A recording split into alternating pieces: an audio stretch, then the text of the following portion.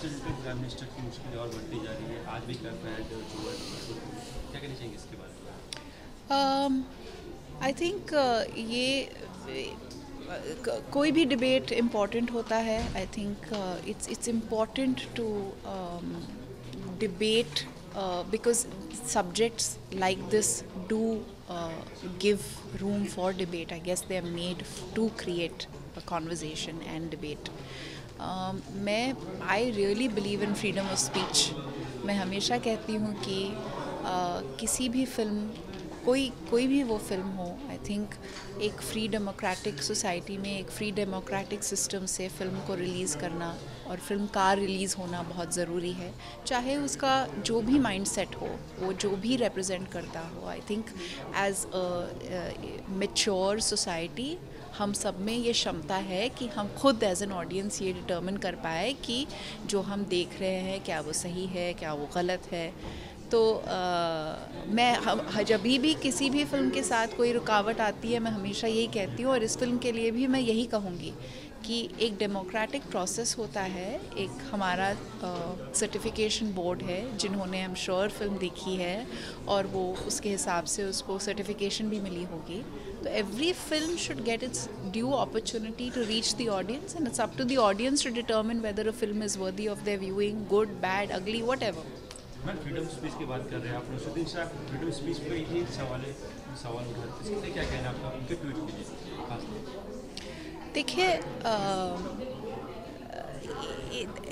देखिए अनफॉर्चुनेटली क्या हो रहा है, जब भी कोई कुछ कहता है ना तो बहुत पोलराइजिंग ओपिनियंस इमर्ज होती हैं, और मुझे एक्चुअली उससे सबसे ज़्यादा डर लगता है. क्योंकि अगर हम फ्रीडम ऑफ स्पीच की बात करें तो I think it's very important to give everybody the opportunity to say what they have to, and for everybody else to also have the ability to listen to what somebody is saying. फिर वो आप idea accept कर सकते हैं या reject करते हैं, वो आपके ऊपर है. और किस तरह से हम किसी आइडिया को रिजेक्ट करते हैं या एक्सेप्ट करते हैं, वो हमारी सोसाइटी पर रिफ्लेक्ट होता है, और हम किस तरह का समाज है उस पर रिफ्लेक्ट करता है. तो मेरे हिसाब से अगर नसीरुद्दीन शाह जी ने कुछ कहा है, कुछ सोच समझ कर ही कहा होगा ना. कोई ऐसे कोई ऐसे कमेंट या कोई ऐसी बात कभी नहीं करेगा अनलेस उनके जहन में, वो इतने मैच्योर आर्टिस्ट है, इतने सालों से वो काम कर रहे हैं, उन्होंने ज़िंदगी देखी है, मुल्क देखा है, वो जानते हैं क्या हो रहा है. और उन्हें उनके अगर अंदर, उनके भीतर कोई अगर ख्याल बना हो और उन्होंने वो ख्याल ज़ाहिर किया है, तो वो उनके मन की बात है. आई थिंक बहुत अनफॉर्चुनेट हुआ कि उनका वो जो इवेंट में वो जाने वाले थे वो कैंसिल हो गया. ये किसी के साथ नहीं होना चाहिए, क्योंकि एक, जैसे कि मैं कह रही थी, एक डेमोक्रेटिक सोसाइटी में सबको मौका मिलना चाहिए अपने ख़्यालों का ज़ाहिर करना, अपने बातों का प्रस्ताव रखना, लोगों के सामने अपनी सोच बतलाना. Thank you.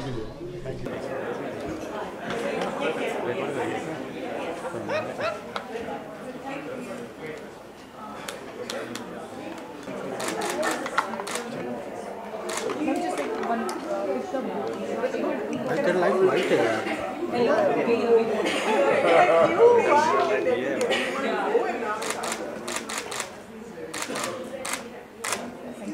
Mansa ma'am, small bite. Please 2 minutes. Sorry. Very nice. Now you also take mine. Sitting. Sitting is better. Where are you, darling? Should I get up? I want to No, take you one also little sit. thing for my I'll sit next to story. you. Can you just push that down? You sit like show. I come into the photo.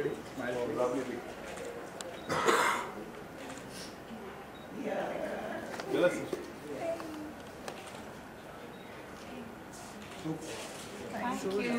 Okay, I want my darling Manisha, who has taken everything on straight on, taken the C cancer that we all fearful of even talking about, fought it. Done, just look up for a second. Can I take a picture? Can I? Oh, this is so sweet. Ma'am, सबसे पहले तो आज book launch हुई है, सबने बहुत तारीफ करी है. सब आप क्या कहना चाहेंगे? मैं बहुत बहुत दिल से शुक्रगुजार हूँ, सबको थैंक यू बोलना चाहूँगी कि मेरे जो मित्र लोग हैं, जो मेरे सपोर्टर्स हैं, जो मुझे इतना उन्होंने मुझे आशीर्वाद दिया, प्यार दिया और सपोर्ट दिया मेरे बुक लॉन्च में आके और सारी अच्छी अच्छी बातें बोल के तो मैं उनको दिल से शुक्रिया बोलती हूँ। मनीषा जी, किस तरीके से देखते हैं आप ये सारी जर्नी को? इतना कुछ हुआ, इतना बदलाव आया, अभी ये सब अब क्या कहना चाहेंगे?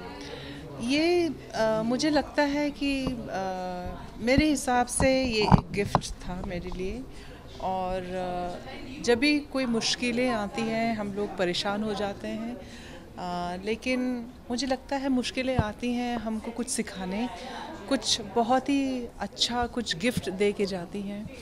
और मेरे हिसाब से एक मुझे तो कैंसर आया और झंझोड़ दिया, लेकिन अब मैं वापस मुड़ के जब देखती हूँ तो इतना कुछ दिया मुझे, एक नया अंदाज़ जीवन को देखने का दिया, एक नया हौसला दिया और मुझे पूरी तरह से आई फील कि मुझे ये एहसास हुआ कि जीवन जो होती है कितना महत्वपूर्ण है और जो अपना हेल्थ कितना महत्वपूर्ण है, तो ये सब का मुझे अवेयरनेस हुआ। Ma'am, was it very emotional to revisit that phase for the book again? Yes, indeed it was, because to be able to remember everything in detail, to be able to just revisit and stay with that and each and every detail, it was really painful.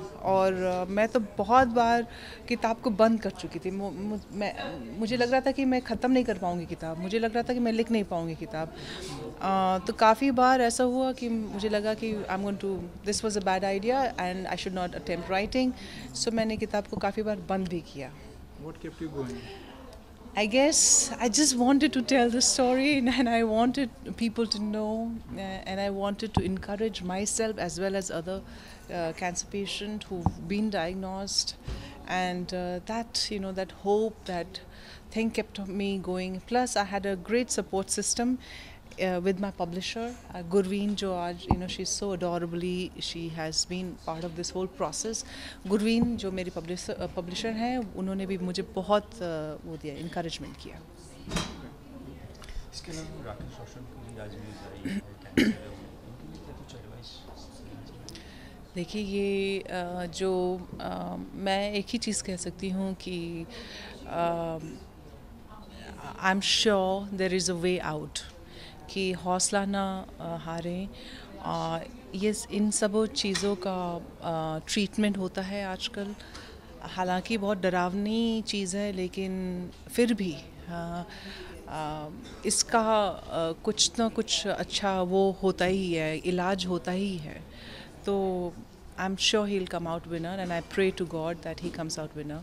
इसके अलावा बॉलीवुड में ये खबर अब normal सी बन गई है, इसके पीछे क्या रीज़न मानती है? देखिए बॉलीवुड के तो हमको पता चलता है क्योंकि सब सेलिब्रिटीज़ हैं, सबके बारे में पता चलता है। ये बहुत ही डरावनी चीज़ हमारी सोसाइटी में है, जो कि काफ़ी हम लोग को बाहर के जितने भी होते हैं हमको पता नहीं चलता है। ये अमेरिका में जो स्टैटिस्टिक मैंने पढ़ा था कि डेवलपिंग कंट्रीज़ में होने वाले हर एक 3 व्यक्ति में 1 को कैंसर होगा। तो मतलब कि इसीलिए हमको कैंसर के बारे में ना पूरा अर्ली चेकअप कराना चाहिए, ताकि अगर डिटेक्ट अर्ली हो जाता है तो उसकी इलाज भी अच्छी तरह से हो सकता है। So early detection, so please be mindful of if your body is giving any sign and symptom, तो डरिए मत, लेकिन डॉक्टर के पास जाके अपना पूरा वो चेकअप करा लें। और एक हेल्दी लाइफस्टाइल अगर हम लोग रखते हैं, क्योंकि ये जो वातावरण इतना प्रदूषित हो चुका है और हमारे स्ट्रेस लेवल इतना ज़्यादा है, काम में कंपटीशन इतना ज़्यादा है, स्ट्रेस लेवल इतना हाई है, तो हम लोग बहुत भागते हमको ये भी एहसास नहीं होता कि शरीर हमारा थक गया है और हमको शायद आराम की ज़रूरत है, हमको शायद ब्रेक की ज़रूरत है। ये एक साइन होता है एक ज़िंदगी को देने में कि भैया अभी तुम रुक जाओ, बहुत दौड़ लिए, बहुत भाग लिए, रुक जाओ, अपने आप को देखो, so I guess. Thank you. Ji, thank you. इसके अलावा मैं एक्सीडेंटल प्राइम मिनिस्टर की मुश्किलें और बढ़ती जा रही है, आज भी कर रहा है जो क्या कहना चाहेंगे इसके बारे में? आई थिंक कोई भी डिबेट इम्पॉर्टेंट होता है. I think it's important to debate because subjects like this do give room for debate. I guess they are made to create a conversation and debate. I really believe in freedom of speech. मैं हमेशा कहती हूँ कि किसी भी film, कोई भी वो फिल्म हो, आई थिंक एक फ्री डेमोक्रेटिक सोसाइटी में, एक फ्री डेमोक्रेटिक सिस्टम से फिल्म को रिलीज़ करना और फिल्म का रिलीज़ होना बहुत ज़रूरी है. चाहे उसका जो भी माइंडसेट हो, वो जो भी रिप्रेजेंट करता हो. I think as a mature society हम सब में ये क्षमता है कि हम खुद एज एन ऑडियंस ये डिटर्मिन कर पाए कि जो हम देख रहे हैं क्या वो सही है, क्या वो गलत है. तो मैं जब भी किसी भी फिल्म के साथ कोई रुकावट आती है, मैं हमेशा यही कहती हूँ, और इस फिल्म के लिए भी मैं यही कहूँगी कि एक डेमोक्रेटिक प्रोसेस होता है. एक हमारा सर्टिफिकेशन बोर्ड है जिन्होंने हम श्योर फिल्म देखी है और वो उसके हिसाब से उसको सर्टिफिकेशन भी मिली होगी. तो every film should get its due opportunity to reach the audience and it's up to the audience to determine whether a film is worthy of their viewing, good, bad, ugly, whatever. Ma'am, freedom speech की बात कर रहे हैं आप. Naseeruddin Shah freedom speech पर ही सवाल उठाते, इसके लिए क्या कहना आपका, उनके ट्वीट कीजिए.